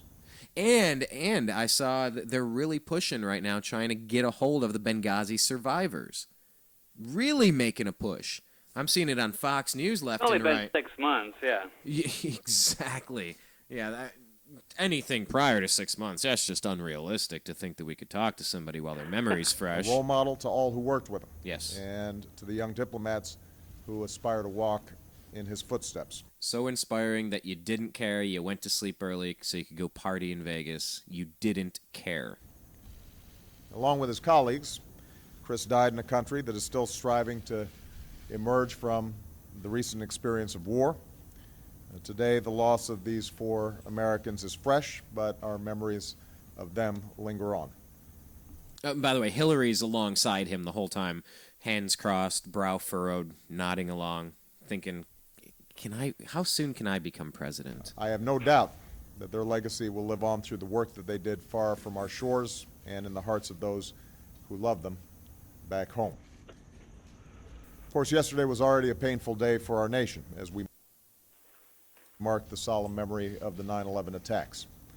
We mourned with the families who were lost on that day. Right, but there was no extra I visited security. The graves of troops who made the ultimate sacrifice in Iraq and Afghanistan at the hallowed grounds of and they actually had cemetery. months of Months of emails and cables begging for extra assistance because it was getting so dangerous there. But they kept ignoring him intentionally. We learned the Hillary. news of this attack in Benghazi. As Americans, let us never, ever forget that our freedom is only sustained because there are people who are willing to fight for it. Unless you're returning from Iraq or Afghanistan and the Department of Homeland Security says you might be a potential terrorist. To stand up for it, and in some cases, lay down their lives for it. Our country is only as strong as the character of our people and the service of those, both civilian and military, who represent us around the globe. No acts of terror will ever shake the resolve of this great nation, alter that character, or eclipse the light of the values that we stand for. Today we mourn for more Americans who represent the very best of the United States of America. We will not waver in our commitment to see that justice is done for this terrible act, and make no mistake, justice will be done. But we also know that the lives these Americans led stand in stark contrast to those of their attackers. These 4 Americans stood up for freedom and human dignity. They should give every American great pride in the country that they served, and the hope that our flag represents to people around the globe who also yearn to live in freedom and with dignity. Yeah, okay. We grieve with their families. Yeah, you grieve. Okay. Well, I do know in front of the United Nations he said the future does not belong to those who would insult the Prophet of Islam. What? I don't really understand that one. I don't know. It's just the concept of the chilling effect, of misusing the First Amendment, that you got to go get this filmmaker. Why this was the chosen cover story. Out of the thousands of cover stories that the CIA, Department of Homeland Security, go down the list of alphabet agencies in the United States government, why was this the cover story that they picked? Why did they pick a stupid video nobody saw? Unless it was for its chilling effect. It was an easy victim, and nobody was going to miss him. So they got stuff to hide. We're still waiting 6 months to talk about it. So it's like Adam Lanza, that Holmes guy. Yeah, the perfect patsy, somebody that nobody's going to miss. All right. Speaking of who nobody's going to miss. No, I'm just leaving it up to you. Now you got to come up with something. You got to make a segue on the fly. Speaking of somebody no one's going to miss. There's probably several, but here I got one right here. 5 of Piers Morgan's ex-colleagues at the Mirror have now been arrested in the phone hacking scandal. That was good. Do you think if Piers Morgan, if he was taken off the air tomorrow and he was gone for a couple, would anyone notice? Ooh. And you and I talked about this before. I did get to speak with him personally. He offered me his hand in friendship after I told him that I completely disagree with him on the Second Amendment. Yet I appreciate the fact that he's having this conversation. He's not having a conversation, Brian. He's not out there like innocently like trying to learn more about the whole gun right and trying to get and understand where we're coming from. He's paid to do what he does. Oh no! I get that he's a hatchet man. I get that he's a smear artist. I get that, but I think in him doing what he's doing, how he's doing it, he's illustrating the reasons why the Second Amendment shall not be infringed. I think he's making his case by trying to smear. He's been fantastic. Ted Nugent loves him. Yeah, exactly. A lot of us love him. Larry Pratt, Alex Jones. Because, no, he is. You couldn't have a better Ben Shapiro child for the for the anti-gun movement than some slimy tabloid journalist who's looks like he's in a lot of trouble for this phone hacking scandal, or at least pretty much everybody underneath him has now been arrested for the hacking scandal. He was the head editor of two major tabloid newspapers, where it seemed like everybody underneath him knew about what was going on except for him. So, yeah, and then now he's escaped to the United States, and now he's posing as such a nice guy who cares about our children so much that he wants to get rid of our guns. Yeah, so anyway, I could get into this. We could do this a quick rundown here. 5 employees who worked at the Trinity Mirror newspaper group have now been arrested in connection with the celebrity phone hacking scandal, Bloomberg reports. CNN host Piers Morgan is a former editor of the Mirror and of the News of the World, the Rupert Murdoch paper that was shuttered when the scandal first broke. So to be clear, Morgan has not been accused of any wrongdoing, but Bloomberg says a former Daily Mirror reporter later testified that hacking took place on a daily basis among the newspaper's show business reporters. So anyway, it goes into a rundown about his denial and some of the bullet points here. So that his denial will take some explaining in light of these previously reported events. We had a former News of the World reporter, Paul McCullen, officially linked Morgan's name to Lord Justice Leveson's probe of tabloid phone hacking. And here's exactly what McMullen said. My first editor, Piers Morgan, very much set the trend. He was like, I want that story at all costs. I don't care what you had to do to get that story.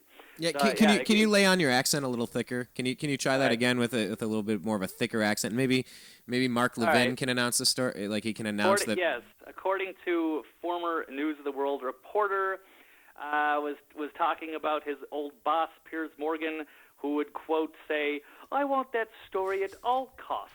I don't care what you had to do to get that story." All right, sorry. Not bad. All right.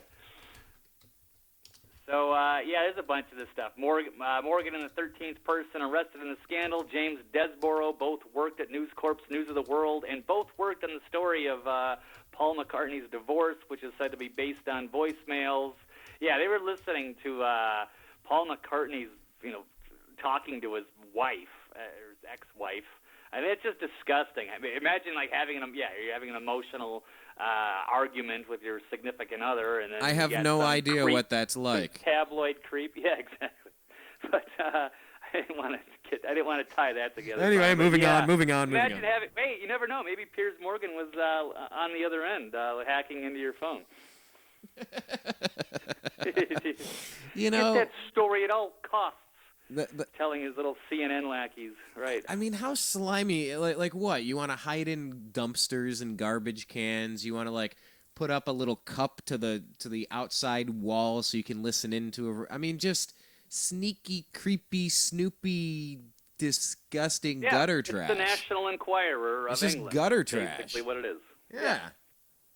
That's why I love the Fourth Amendment against illegal search and seizure. Stay out of my business. Stay out my business, So, I don't know. We'll see how Piers Morgan tries to dodge this. But, I have a bad feeling, when you're the editor of two major places where everybody seems to know what's going on. And I really have a hard time believing that this reporter would, talk to the Leveson inquiry. That'd be like going to your court and making false accusations against your boss. That would be a pretty big crime. So I think I have a reason to believe that Morgan's got something to hide, and so he's got to be quite panicked by now. And I don't think moving to the United States is going to save him. So, two interesting things that just occurred on Twitter. Lil Wayne is in critical condition after more seizures, and TMZ's making some interesting reports. And while we're on Twitter over here at American_media_, they recommended that we follow Paul Krugman, who suggested that an alien invasion might be what it takes to stabilize the U.S. economy. Right. That was interesting. Makes sense to me. He's Keynesian, not from Kenya. He's Keynesian. He thinks that spending money when you're broke means that you make more money. So if you're broke, go buy a bunch of stuff and invest in yourself, and then by gum, you're going to make it. Now, our grandparents' generation used to save, and then buy a vehicle with cash because they had the money to pay for it.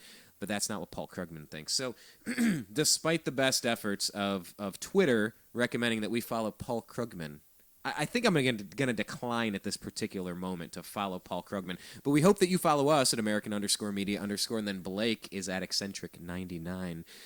But yeah, I could just imagine Paul McCartney and going through his divorce, and you know, anytime you go through challenging moments of life, I mean, that's about the most private thing you can. That's, you know, that's. That is. Yeah, I know. That's what it's called. It's tabloid journalism because they have no ethics or morals. They're just there to get the story, and that's all they care about is selling the story, making money. They don't care who they have to stomp on the way. So. Yeah, well, it's interesting when I look up. Because I'm just still here on our Twitter feed, by the way. Little Wayne, if you type in Wayne, you're going to find a lot of Wayne LaPierre talking at CPAC. Yep. And then you're going to find Little Wayne, who's reportedly being given his last rites.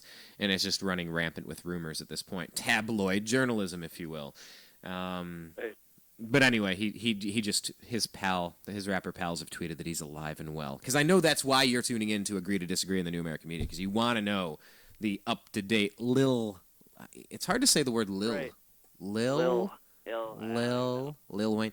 Anyway, okay, so we know that Piers Morgan is a role model. We know that emulation of Piers and his tactics is something that should be emulated, at least a little bit. Yeah, and speaking of trending and almost dead, there was another quite the story. It came out yesterday. And it's sort of being, I'd say, largely ignored to some extent. Yes. I thought it was quite a big deal, but and it is a big deal. But it's funny to watch how the response, I guess you could say. But we were also talking about how we get insulted with things. I can tell you that within the last hour, I have been called, let's see here, let me see. I've been called a tinfoil hat wearer and an ass. Oh, which one's worse? I don't know. What am I? This what if you wear tinfoil? I'm part of the tinfoil hat brigade. I told you, and then black helicopter crowd. Red, right? And somebody else called me an ass. And the other person said, you're adorable, but that was sort of a... actually, I am adorable, but this was more of in a what would you call it, a derogatory type of sarcastic way. But anyway, yeah. And that all ties into somebody who I thought... Because the number one story, you're talking about, you just saw the number one trending thing was Lil Wayne. Last night, I got on my Yahoo homepage, and the number one trending little... subject, I guess you could say, because sometimes it's people, sometimes it's a story. But that was Pat Boone, who's the old rocker. And I was like, oh my God, I hope he didn't die or anything like that. So I pulled it up, and it ends up that he's made some. He was on. No, hold on. I got to stop you. I got to stop you because I talked to Blake as we were doing a little bit, the little bit of show prep that we do.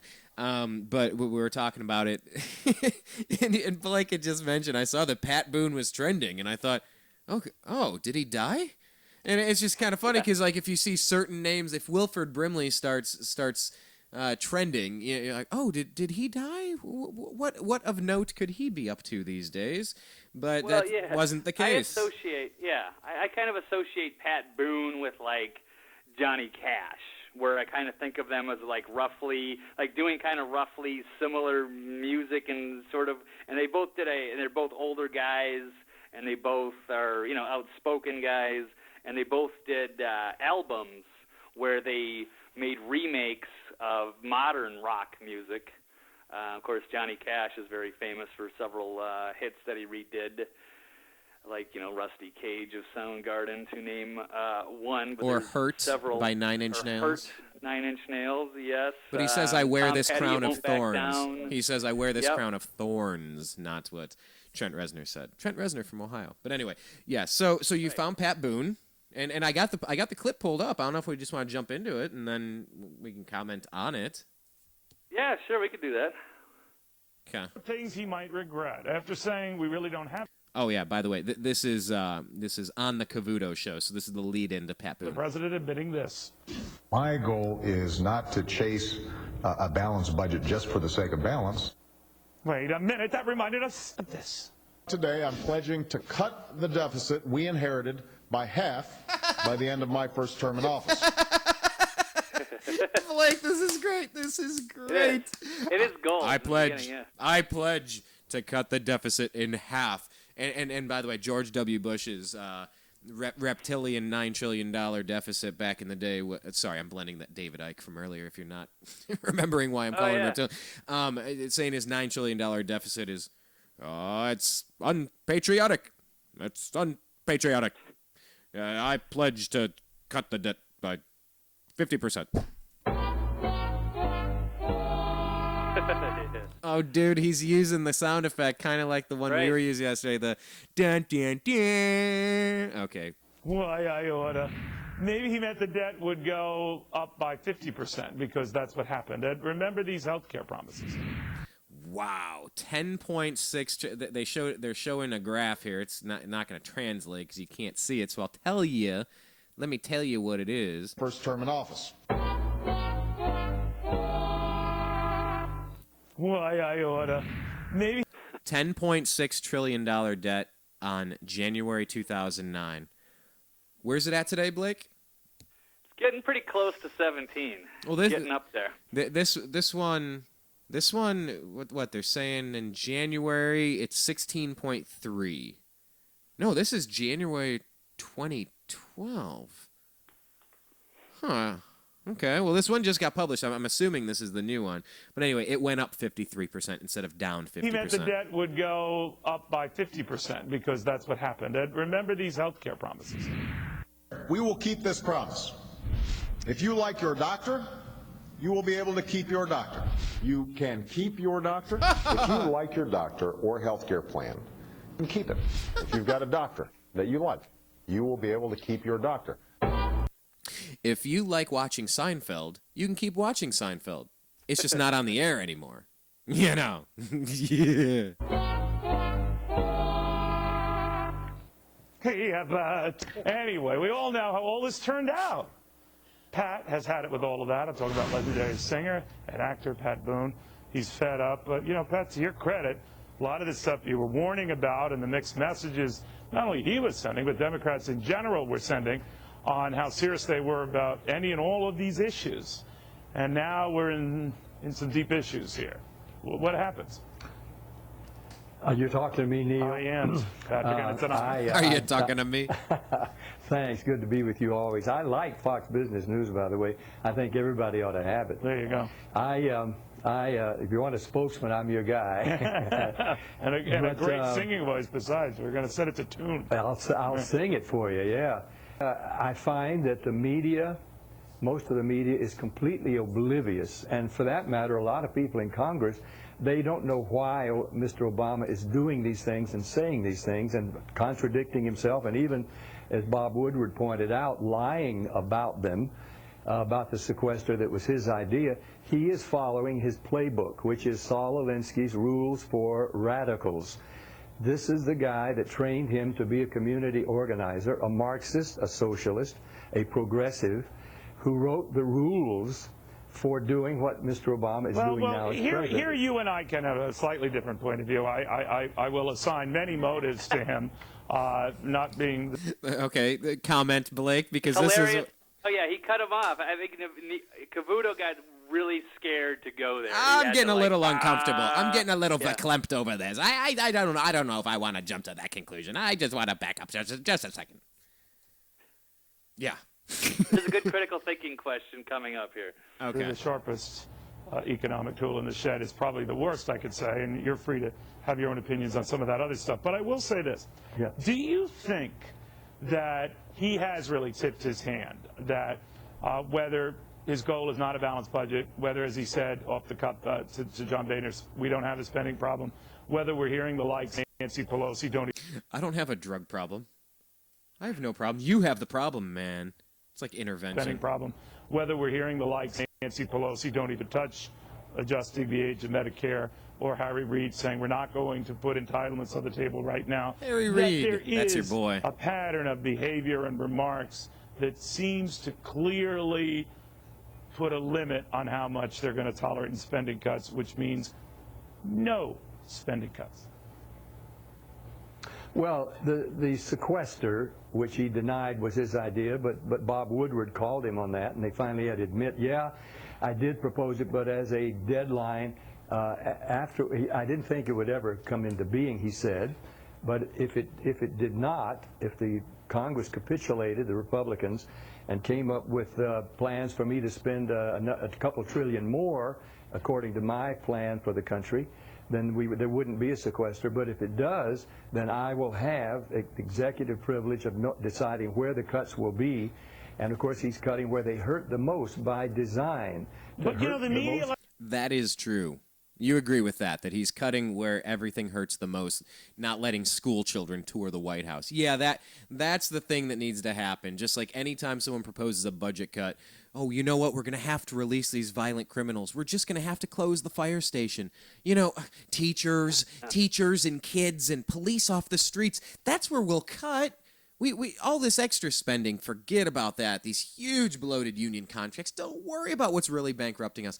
If you make us cut, well, you know, we're just going to have to stop tours of the White House, and policemen are going away, and then if fires start, they're just going to rage forever unless it rains, but it might not because of global warming.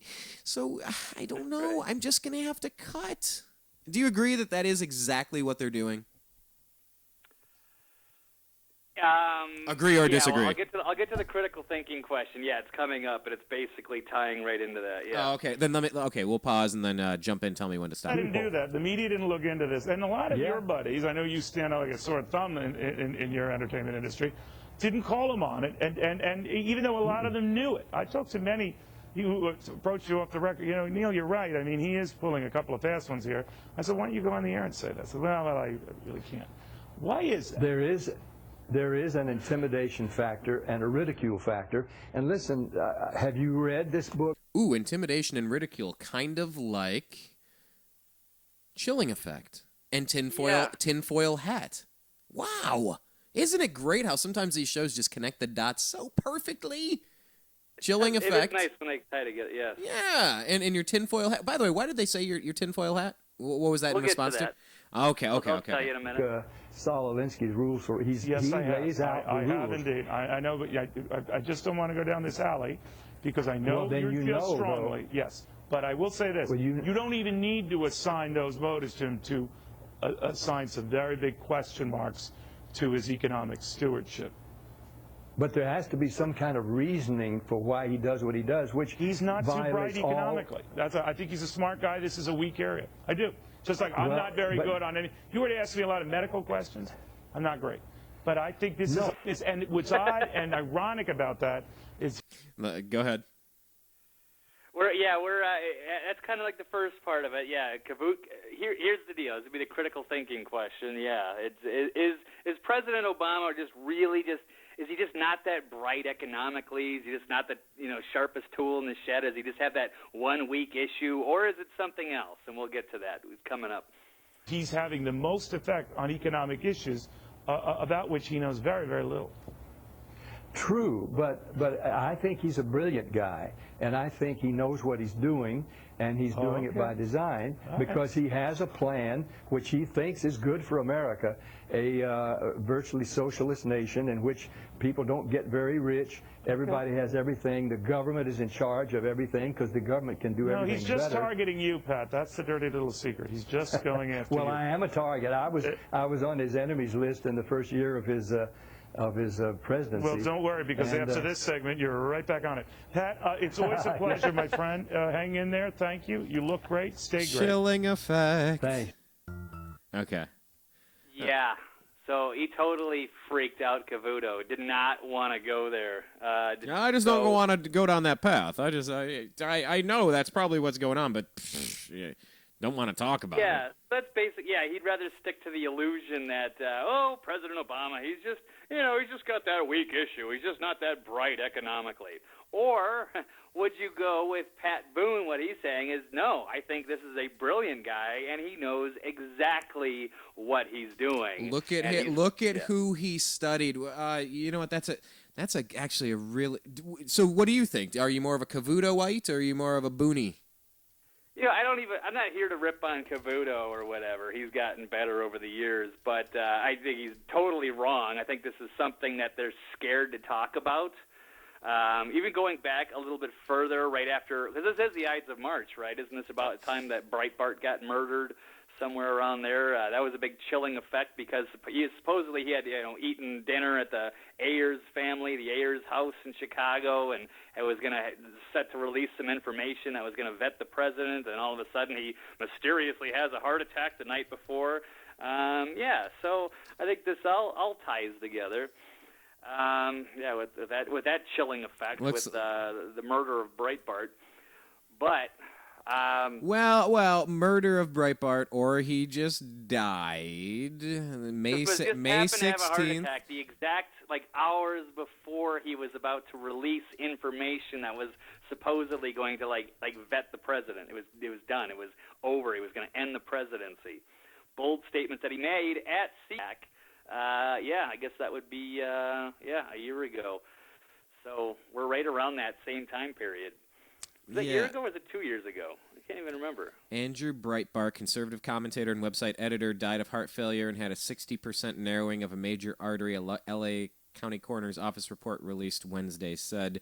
But the coroner was also mysteriously died soon after that. Did you say he was died? Meaning he was killed or he has died? You kind of blended them together? He did die. Yeah, I know, because I don't think, it's kind of difficult to articulate that one. But yes.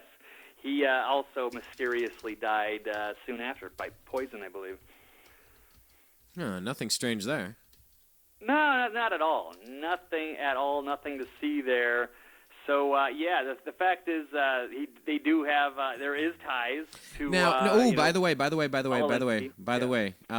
1st, the NDAA goes into effect. 2012. March 1st, 2012. When did Andrew Breitbart die? This was... Okay, well, this is the coroner's report, so I think I'm jumping the gun here, not getting his exact date of death. But see, what I recall... March 1st, 2012. Andrew Breitbart dead. I recalled it being the exact same day that the National Defense Authorization Act became law. Although, if you can... New Year's Eve, right? It was signed on New Year's Eve when nobody was supposed to be watching. Okay. It's a slow news day. We'd rather pay attention to this guy, Anderson Cooper, that stupid, annoying redhead, and Ryan, what's-his-face from Sequest. Happy New Year to all acquaintance. NDAA pass. I'm going to just do this thing when nobody's paying attention. March 1st is when he died. February 1st, 1969 to March 1st, 2012. When did NDAA go into effect? March 1st, 2012. Just a coincidence, Blake. I mean, it's not... Come on, you'd have to wear a tinfoil hat to connect the dots that Andrew Breitbart's threatening to bring down the presidency as he seeks re-election, and then he just happens to die the same day that the NDAA that says that American citizens can be captured, detained, held without charge, without trial, indefinitely, because the United States is now a battlefield. Who would actually believe that? Eh? Yeah, well, it's funny enough. I was called by Lori in Seattle called me a card-carrying member of the Tinfoil Hat Brigade just 3 hours ago. That is funny enough. But by the way, as we get back to Pat Boone here, we're talking. I mean, what's the motivation of Barack Obama? I mean, what's the deal behind? Just here, let me just check this out real quick. Why is it that taboo to talk about his past? Hold on. No. Here's Barack Obama talking about it. Yeah. To avoid being mistaken for such a sellout, I chose my friends carefully. The more politically active black students, the foreign students, the Chicanos, the Marxist professors and structural feminists and punk rock performance poets. He chooses out the... Hang on, maybe we missed that one part. Let's make sure we... Chicanos, the Marxist professors and... He's seeking out the Marxist professors. It's not just, I signed up, I got a general course load, and, I happen to have this one economics teacher, and he was kind of like into Marxism, and he talked about it. No, he sought out the Marxist professors. So I guess we wear a tinfoil hat. The Chicanos, the Marxist professors, and Marxist professors. What types of policies do they push? So I guess you're siding with Pat Boone on this, is that this isn't a dummy. Rush Limbaugh, Glenn Beck, a whole bunch of other people say this is no stupid man. Look at his history. Look who he has surrounded himself with. Look at the policies that he chooses. He knows damn well what he's doing. He knows exactly what he's doing. And it's not accidental. And there are roots in Marxism and socialism and these types of things. Agree or disagree? I 100% agree. It's not too hard to find that Obama's got some ties to radical Marxists back in the day.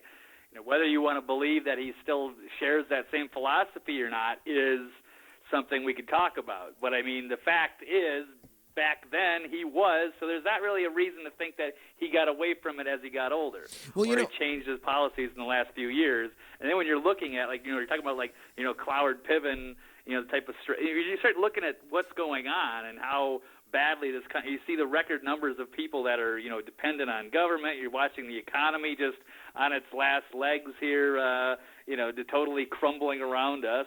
And you can't get a straight answer out of this administration. Everything's all not exactly transparent, as we put it. All kinds of secrecy, secret drone programs, NDAA. Yeah, we go to Benghazi, Fast and Furious. You start adding it all up, and you look at it. Then you might want to take a look at this guy's past, and you start to kind of wonder, and why can't we just even ask those questions?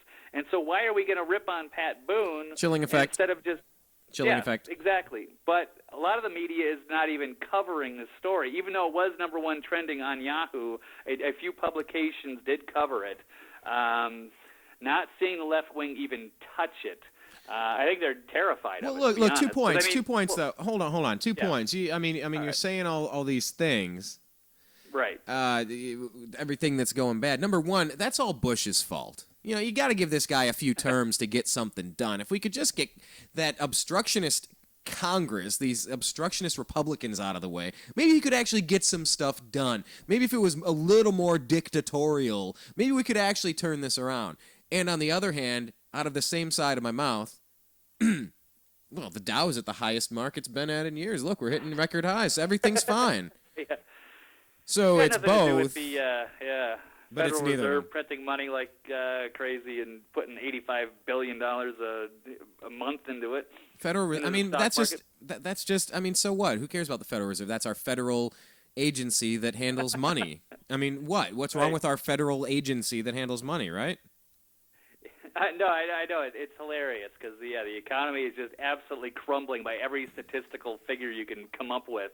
Except you'll still see, the radical Obama supporters go, "Hey, look at the stock market. See, things are good," and they just have no understanding of how the actual market works or how the economy works at all. So it's really sad. But when you're talking about tinfoil hat wearers and stuff. Because I got on the message boards on this article because, the media started freaking out to go blast Boone, but to not actually, put together a persuasive argument, of course, which I actually made the headline. Pat Boone scares Cavuto with shocking facts, forces media to write attack piece with no persuasive argument. And then I linked to the Mediaite article. And, it's this huge hit piece about how, crazy old Pat, but they don't actually address any of the issues that he brought up. Maybe one thing to say, hey, we actually did some information, looked, and we said, hey, there's, Obama doesn't have any ties to Saul Alinsky or Bill Ayers or any of that stuff, and here's the facts that prove it wrong. No, it's just, hey, you're crazy for even bringing it up, blah, blah, blah. So anyway, I got on the boards because I saw some really stupid comments that upset me. So I'm going to give you one right here from Rafi Shelley. It says, every time somebody calls Obama a socialist or communist or Marxist, they automatically lose the argument because they obviously have no clue what those words mean. It's like a sports columnist calling Mickey Mantle a shortstop. If they don't know the basics, how do you expect them to give insightful commentary? That is a great segue for two reasons. One, because you brought sports in, and when you brought it up earlier, it's like, well, so what? He sought out these Marxist professors. I'm looking at this collage, this thing I have, because I do a sports radio show called The Unhappy Hour here on thenewamericanmedia.com. But I have this collage of all these different Cleveland Indians, Cleveland Browns, Cleveland Cavaliers ticket stubs. You know, if the best way to understand the future is to go back and look at the past. If I've gone to these sporting events, chances are I might still be a fan. I might go to some sporting events in the future. If Kenji by Fort Minor talks about 1942 farewell to Manzanar when Japanese Americans were rounded up, chances are it could happen again.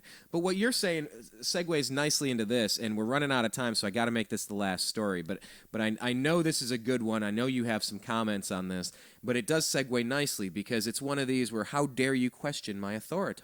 Well, if you get the facts wrong, well, your whole argument is just shot out of the water. How dare you talk to me like that? This is Ted Cruz taking on Dianne Feinstein regarding gun control. This is one of the more interesting back and forths of the week. And like I said, we are starting to run out of time, so I got to make this quick. So I just want to get right into this, Blake. Citizens inappropriately, in my view. Mr. Chairman. Ted Cruz here. Senator Cruz. If I might pose a question to the senior senator from California. In your response to Senator Cornyn, you mentioned that there's some 100 pages of the bill that specify particular firearms that if this bill were passed, Congress would have deemed prohibited. It seems to me that all of us should begin as our foundational document with the Constitution. And the Second Amendment in the Bill of Rights provides that the right of the people to keep and bear arms shall not be infringed. The term, the right of the people, when the framers included it in the Bill of Rights, they used it as a term of art. That same phrase, the right of the people, is found in the First Amendment, the right of the people to peaceably assemble and to petition their government for redress of grievances. It's also found in the Fourth Amendment, the right of the people to be free from unreasonable searches and seizures. And the question that I would pose to the senior senator from California is, would she deem it consistent with the Bill of Rights for Congress to engage in the same endeavor that we are contemplating doing with the Second Amendment in the context of the First or Fourth Amendment? Would she consider it constitutional for Congress to specify that the First Amendment shall apply only to the following books and shall not apply to the books that Congress has deemed outside the protection of the Bill of Rights? Likewise, would she think that the Fourth Amendment's protection against searches and seizures could properly apply only to the following specified individuals and not to the individuals that Congress has deemed outside the protection of the Bill of Rights? Senator, by the way, and we'll get to the answer, but what are your thoughts on the question and how he framed it, Blake? I thought it was interesting to put that out, make an analogy of if you're going to how they're going to pick and choose to enact, enforce the Second Amendment. Yeah, how would it apply to the First Amendment? Yeah, he brings up a interesting little hypothetical question. It was interesting, and it was followed with this question. Let me just make a couple of points in response. Please do so. Dianne Feinstein is who's speaking here. One, I'm not a sixth grader. Senator, I've been on this committee for 20 years. I was a mayor for 9 years. I walked in, I saw people shot. I've looked at bodies that have been shot with these weapons. I've seen the bullets that implode. In Sandy Hook... Heartstrings. Jeez. Stay on point. Youngsters were dismembered. Look, there are other weapons. I've been I'm not a lawyer, but after 20 years, I've been up close and personal to the Constitution. I have great respect for it. Blake, comment on that. She has great respect for the Constitution. Zero. No, she is a monster. You all need to go check her out. If you think Feinstein is good, maybe go get a video and watch the things that she says, and you actually get to see her in person. She sounds and aged like a Nurse Ratched from One Flew Over the Cuckoo's Nest. No, she's an authoritarian control freak who has used her office. She does not debate to hold her Senate seat. She has used the office for insider trading. She has gotten very rich from her spot making deals. And, I don't trust her, and neither should you. Okay. But, all right, sorry. Maybe I should have prefaced that because I didn't expect that you wouldn't have you hadn't thought about this before. I'm sorry. I should have given you the heads up. I was going to ask you that question. She is a monster, you say. That's funny. Okay, she continues. I am not a sixth grader. I saw horrible things. This doesn't mean that weapons of war and the Heller decision clearly points out 3 exceptions, 2 of which are pertinent here. And so it's fine you want to lecture me on the Constitution. I appreciate it. Yep, clearly it's fine, and clearly you appreciate it. Blake, it's like when you and I say all the time, as soon as you hear a diplomat say, the United States has no bigger friend than Zimbabwe. The United States has no closer ally than Nicaragua. Whenever you say that, you know they're flicking each other off and swearing at each other behind the scenes. We have no closer ally than so-and-so. So, wait, let me just rewind it, because she appreciates the lecture, of course. Condescension. 2 of which are pertinent here. And so it's fine you want to lecture me on the Constitution. Yep, I appreciate it. You do Just appreciate know it. I've been here for a long time. I've passed on a number of bills. I've studied the Constitution myself. I am reasonably well educated, and I for the lecture. Incidentally, this does not prohibit, you use the word prohibit, it exempts 2,271 weapons. Ooh, so she's changed it. Did you catch that? You see what she's doing there, Blake? Yeah, a little bit. Well, yeah, go ahead. Let's hear that one more time. This is important. For the lecture. Incidentally, this does not prohibit, you use the word prohibit, it exempts 2,271 weapons. Isn't that enough? See, she's speaking in the inverse. Oh, this didn't prohibit anything. It exempted all of these useless little weapons for the stupid little public to have. No, we in government we've exempted all of these things for you to have. You see what that is probably my favorite part about this. Favorite meaning most monstrous. I am reasonably well educated, and I for the lecture. Incidentally, this does not prohibit, you use the word prohibit, it exempts 2,271 weapons. So, through the benevolence of government largesse, they are exempting what the peasants may protect themselves with. We're not prohibiting anything. We're allowing you to do this limited number of things.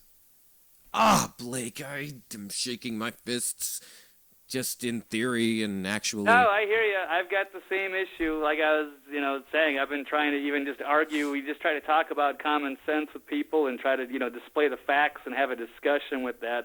And it's really gotten to a point where it's hard to even get into a battle with with people that are just so in love with the Obama administration and some of these people that are up there making decisions. It's like the Republicans have just become so discredited that anybody who disagrees with the Obama administration just automatically must be in the wrong.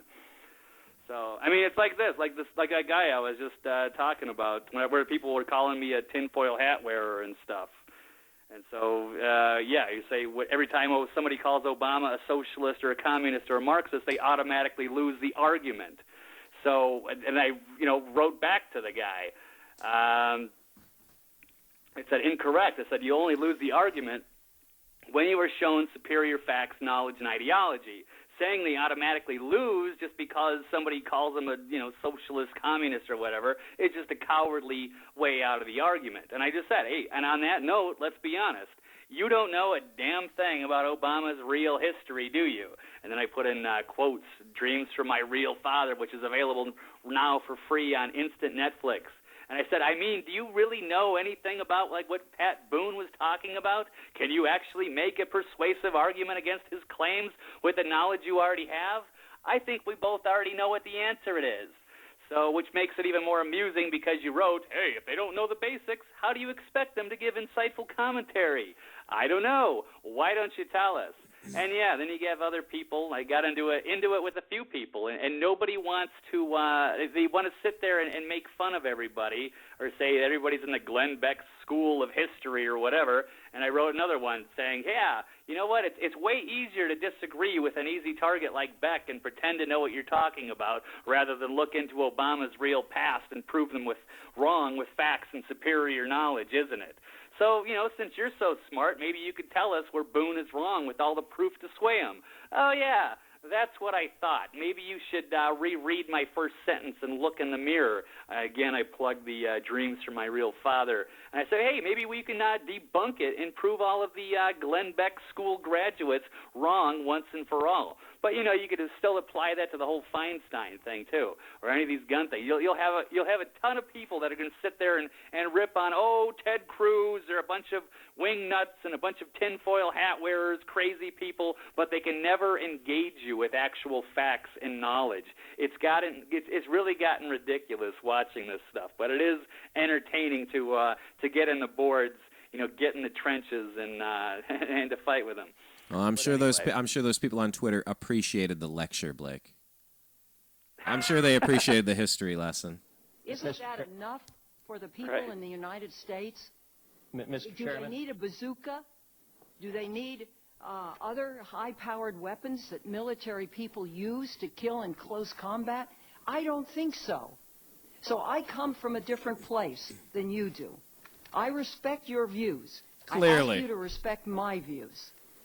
Mr. Chairman. Do we need bazookas? Because I don't know. Because maybe if they're buying 2,700 MRAP tanks, I mean, maybe the people are going to have bazookas. That's not true. They're not doing that, you tinfoil hattie. Come on. Right. All right, I've had about enough of Feinstein. You get the point. Go take a look at Ted Cruz. You're either a Ted Cruz guy or you're a Dianne Feinstein guy, or a girl. No, I doubt that. People need to start, forgetting about left and right and just kind of, see what it's worth and stop letting the media do all your thinking for you. And that includes us. Go look and investigate it. If we're wrong about something, call us out on it. Yeah, look up Saul Alinsky. Look up Rules for Radicals. Look up William Ayers. Look up that Bernadine movie, Dorn. Dreams from My Real Father. It is free right now on instant Netflix. You have no excuse. Don't sit here and call me a tinfoil hat wearer when you don't even know the facts. Just look it up. Most of the let me just say. They don't want to face the reality, but it's stunning that they get such a big secret or something when it's right there on the surface. Most of the people that you should trust are the ones that are going to say, "Don't trust me." Go take a look. Look it up. Do your own research. I always have conversations with my buddy. We'll be talking, and recently it was, what's the name of what was that show with Balky? With Balky from the 80s. Jeez, what was that? Because he's got that show on HGTV, and they it's the Bronson Pinchot Project, and they restore all these old homes to mid-1800s in Pennsylvania. It's super awesome. I used to watch that show. I know what you're saying. Perfect. This is great. This is not scripted. But here's what happens.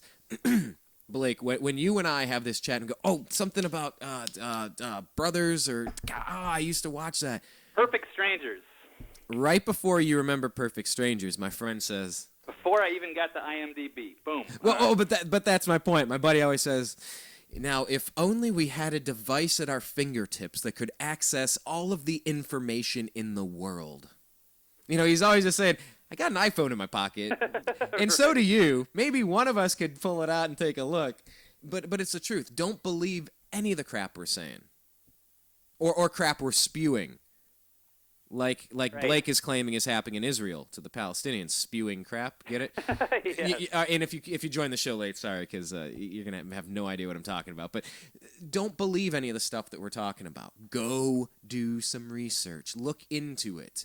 Either it's true or it's not, or it's a murky gray area. We're okay with murky gray area. Let's debate. Well, do you think it's more likely or less likely? Well, what about this? What about that? Okay, fine. but you got to go out and do your own homework. And Blake has been doing a bunch of homework, so have I. Don't trust us, but go out and get your own data. Blake, we're running out of time here, so I want you to take a quick second and let everybody know how they can stay connected with you in between your appearances here on Agree to Disagree. All right, Twitter, Eccentric99. My website is eccentricperspective.com. I am also on freedomizerradio.com, and you can find me Monday, Wednesday, and Thursday from 12 to 1:30 Pacific. We got a live chat room. You can also find the podcast by going to iTunes and looking for Eccentric Perspective. Excellent. Well, Blake, until next we speak, and it won't be too long, I appreciate your time. Thanks for joining us again today on Agree to Disagree, buddy. Stay safe. Anytime, Brian. Thank you. All right, take care. That is our friend Blake, the Eccentric Walley. Go check him out. My name is Brian Engelman. I want to thank you for joining us over here on thenewamericanmedia.com. This has been Agree to Disagree. We also have the Unhappy Hour. It's a sports show. Maybe you can check that out as well. Make sure you're following us on Twitter at American_media_. Do a search on Facebook for The New American Media. Check out our YouTube channel, youtube.com/The New American Media. And check out our homepage, thenewamericanmedia.com.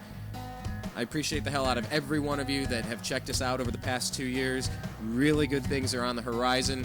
Thank you. It means a lot. Every comment, it really means a lot. That's all I got. Stay safe, everyone. Peace.